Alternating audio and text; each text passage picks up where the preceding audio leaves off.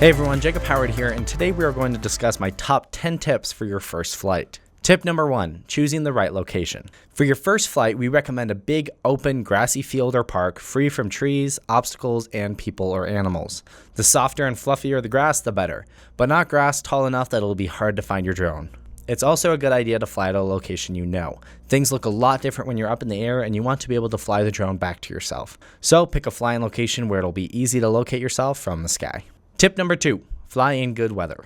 As a beginner pilot, it's best to fly in good weather. You want to protect your drone from getting wet, so flying in rain or right after a rain when the grass might be wet is not recommended. Also, flying in high wind will affect how your quad flies, so for your first flights, it's best to pick a nice calm day. Tip number 3, fly with another pilot. There are a lot of FPV pilots out there that are happy to help. It's a good idea to reach out on social media to find someone to fly with. Having an experienced pilot can be valuable in case something goes wrong or to just help coach you through your first flight. If you cannot find a pilot, at least go out with a spotter your first rounds. Tip number 4, fly low. For your first flight, you don't want to be testing the limits of how fast, high, or far you can fly. It's best to fly slow and to only fly what we call a couple of mistakes high. This means fly high enough that if you make a mistake, you have time to correct it before you hit the ground. Tip number 5, learn your arm switch. Your arm and disarm switch might not seem like an important thing to practice, but it's a good idea to get used to arming and disarming your drone. You need to have a good feel and muscle memory for where your switch is on your controller, so if you get in trouble or crash, you can quickly disarm to stop the motors from spinning.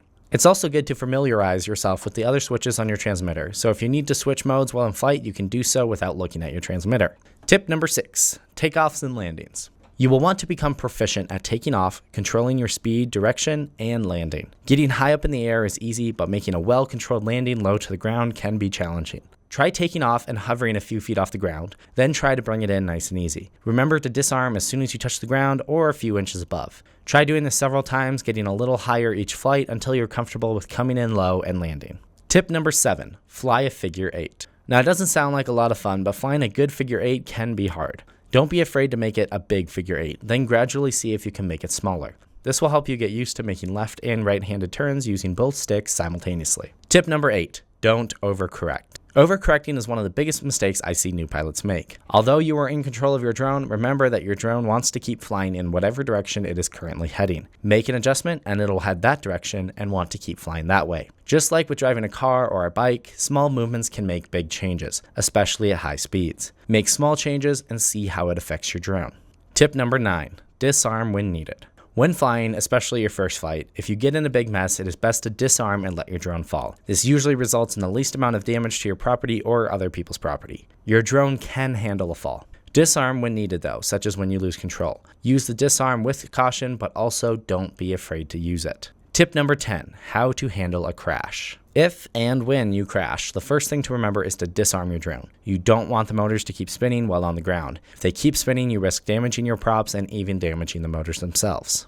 In most cases where you take a little tumble in the grass, you can just turn the drone right side up and keep on flying. But it's a good idea after every crash to check and see if the props got bent and to make sure each motor can still spin freely. In very hard crashes, the first thing you should do is unplug the battery, then look over the drone for damage. Check for cracks on each arm on the frame, check each motor to make sure none of the motor bells are bent and that the motor can spin by hand with no resistance.